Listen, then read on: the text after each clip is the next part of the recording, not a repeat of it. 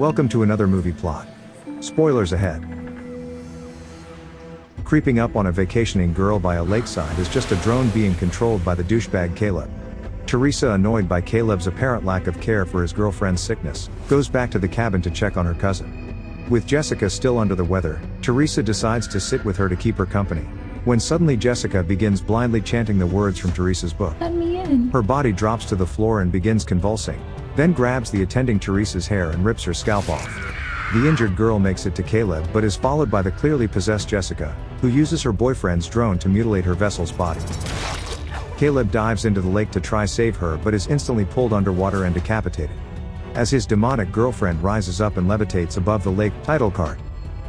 One day earlier, an upset guitar technician named Beth just learnt she is pregnant. With this news, she takes her car and visits someone with experience on the matter.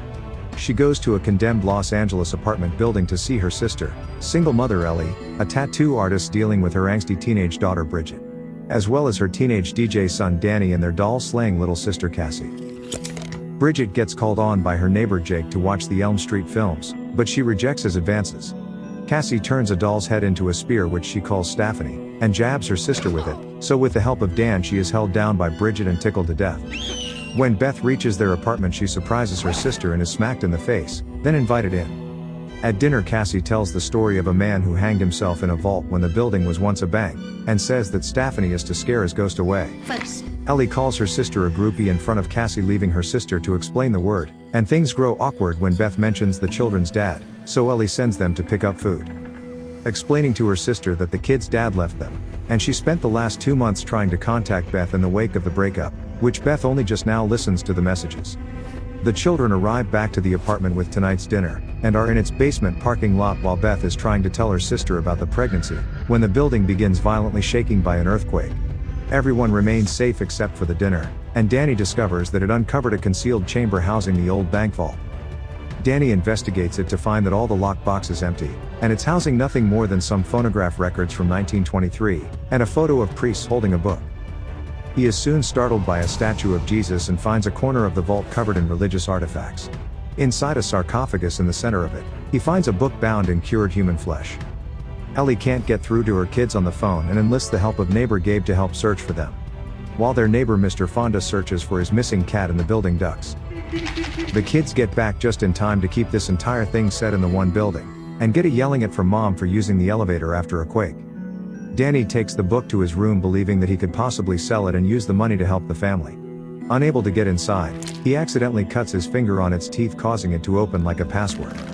Seeing its horrific images inked in blood, Bridget slams it closed and demands that Danny return it in the morning, which he agrees. Beth runs a bath for Cassie, who is terrified of water, having been stung by a jellyfish, and checks that it's safe from stingers when she begins to get pulled in. Having just been messing with her and probably scarring her even worse than she was, Beth begins to have karma cramps. So Cassie comforts her with a hug, giving her a serious case of baby fever. In his room, Danny listens to records from the vault, with the initial detailing a rejected effort by a priest in 1923 to research the book. He believed it to be one of 3 fabled volumes of the Naturum de Monto, aka, the Book of the Dead. The priest's request to study it was thrown out under the ruling of heresy, despite him wanting to study it for the good of mankind. The second record reveals that the priest continued his research in secret, and recites an incantation that he believed would allow contact with the other side. At the same time, Ellie is ignoring her own words of wisdom to her children and taking the elevator after an earthquake. Danny tries to stop the recording from saying the words, but it prevents him, reciting the words, Klaatu, Barada, Nikto, summoning a Kandarian demon that attacks Ellie in the elevator.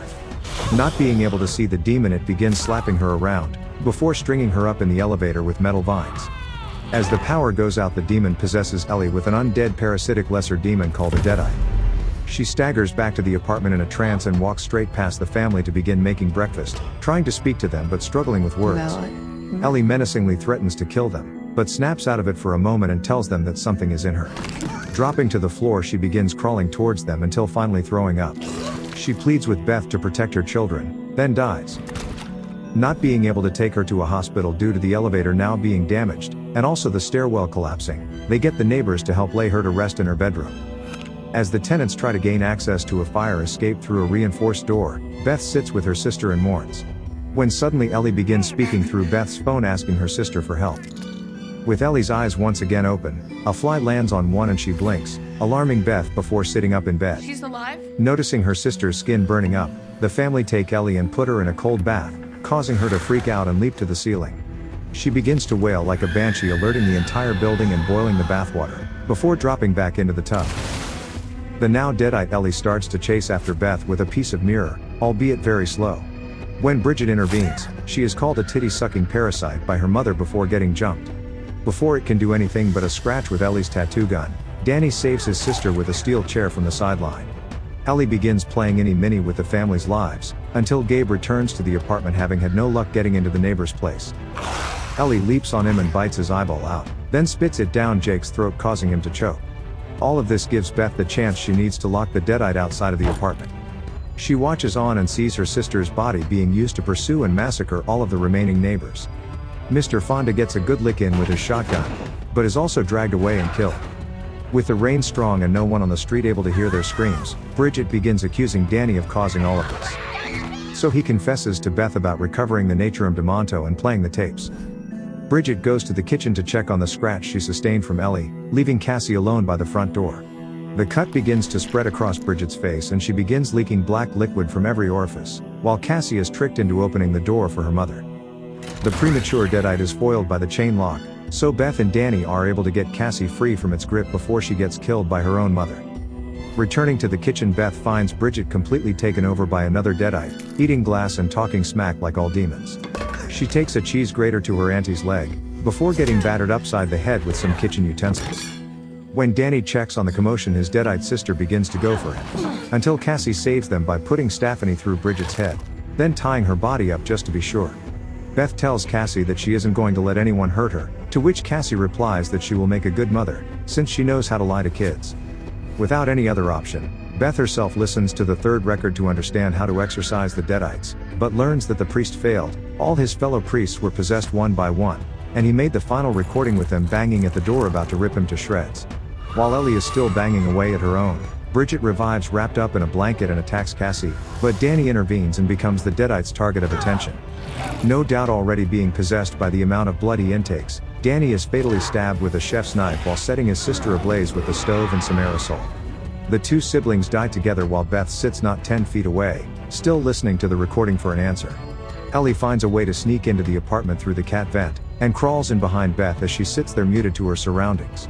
With the window ruining the surprise, the deadite acts as a gramophone to play the last few words of the priest, before throwing her out of the room to reveal Bridget's destruction. Realizing Beth is pregnant, Ellie attempts to claim both souls, but Cassie slides her some scissors which she sticks in the deadite's head. Leaving the room assuming she is dead, Beth continues to try to get into the apartment with the fire escape. When she tries to use Mr. Fonda's double barrel, the deadite shows back up, so she uses a round to cripple the demon.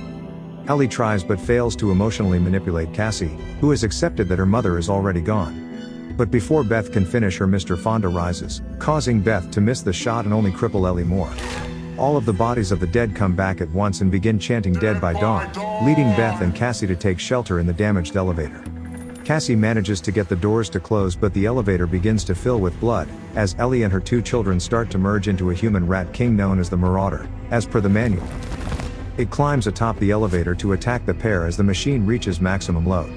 The combined weight causes the elevator to plummet to the ground floor for a shining moment, allowing Beth and Cassie to finally escape the apartment building and reach the parking lot.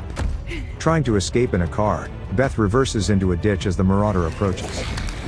The two survivors manage to evade it for a while, before trying to slip under the closing entrance gate.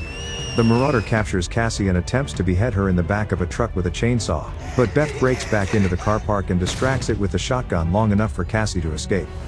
But it throws the chainsaw at Beth, knocking her off the back of a wood chipper and disorientating her. The amalgamation starts to pull Beth into the chipper, but Cassie turns it off in time to save her auntie. Cassie turns it back on and Beth forces the Marauder into the chompers, leaving only Ellie's decapitated head to taunt Beth, saying that she will be a failure as a mother, and getting Sparta kicked into the chipper with the rest of the deadites' remains. Beth and Cassie embrace and walk out of the car park together, stealing some guy's chainsaw on the way out. The next morning we see that they weren't the only ones who live in the building. Jessica goes to the parking lot to leave for her vacation with Teresa when she notices her bloody surroundings. Attempting to call the police, she is suddenly jumped by an unseen Kandarian demon. And the movie ends. Thank you for watching. Subscribe for more.